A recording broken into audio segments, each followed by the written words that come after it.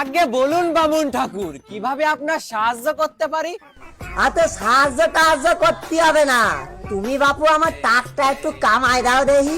আগে এখনই দিচ্ছি, এটা আবার বড় কি কাজ আমার কাছে?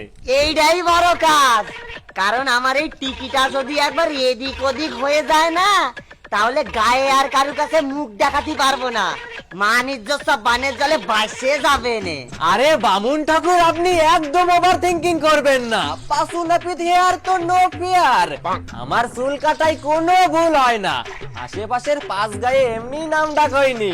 তোমার নাম ডাক তোমার কাছেই রাখো, আমার টিকিটা বাসায় টাকটা কামাই দিলেই হলো।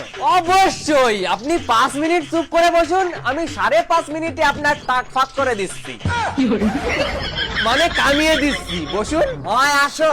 চলুন, এই যে এই জায়গাটা আপনি বসুন বামুন ঠাকুর।